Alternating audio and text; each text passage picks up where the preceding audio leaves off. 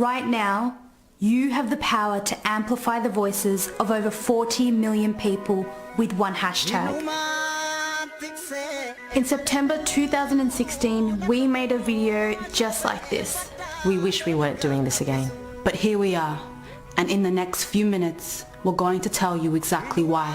On the night of June 29th, Hachalu Hundessa, an iconic Oromo singer and activist, was assassinated in Addis Ababa, Ethiopia's capital. a city known to the Oromo as Finfinne.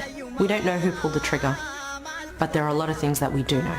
Like, just a week prior, Hachalu gave an interview on the Oromia Media Network. where he expressed his sincere concerns regarding the current Ethiopian government. He shared suppressed truths about Menelik II and shined a light on Ethiopia's real history. Hachalu's music served as the soundtrack of the revolution during the 2016 Oromo protests.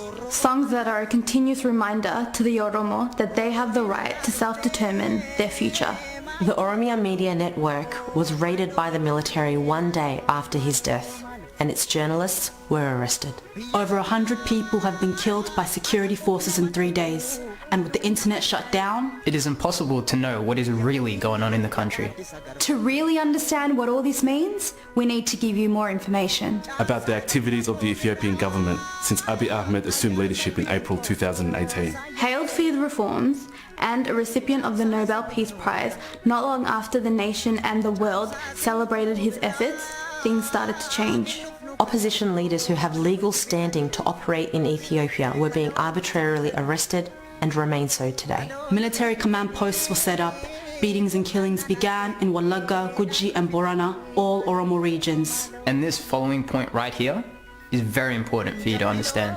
In a country that is supposed to be a constitutional multinational federation, Abiy dissolved the multinational structure of the government. An extremely worrisome development for the Oromo and all nations and nationalities in Ethiopia who seek self-rule and self-determination. What we have to remember is that Abiy Ahmed is not an elected leader. And he's made little effort to ensure free and fair elections since his appointment. It is in this context, and in the context of an Ethiopia that sees prominent Oromos murdered, that we assert that Hachalu Hundessa was assassinated. Over 40 million people are still in shock and in mourning. Hachalu's uncle was killed by the military 2 days after his nephew's assassination. And it's what's happening in Ethiopia right now that we must give our attention to. Leaders of the Oromo Federalist Congress, Jawar Mohammed, Bekele Garba, Hamza Borana, and at least 35 other leaders, activists and journalists are being detained without having committed any crime. The Makalawi prison, a notorious torture chamber that Abiy closed. As part of his initial reform, is where these leaders are currently being illegally held. We know they've been physically assaulted while detained. Jawar is on a hunger strike and Bekele is very ill. 2 US citizens, Redwan Aman and Yusuf Bashir, are unlawfully detained and we still don't know where they are.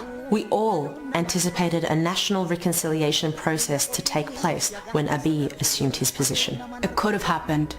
It could have changed the direction of Ethiopia for good. But it didn't. And in light of this moment, for the Oromo and every other nation and nationality in Ethiopia, our demands are clear. An independent external investigation into Hachalu Hundessa's assassination. The immediate resignation of Prime Minister Abiy Ahmed. The end of extrajudicial killings of civilians. The release of all political prisoners. Free and fair elections in 2020. An end to the internet and phone line shutdown. And finally, we demand that the international community impose immediate sanctions on Ethiopia if these demands are not met. We will no longer be satisfied with symbolic victories. The Oromo demand real justice. I am Oromo. We are Oromo. I stand With Oromo protests. Do you?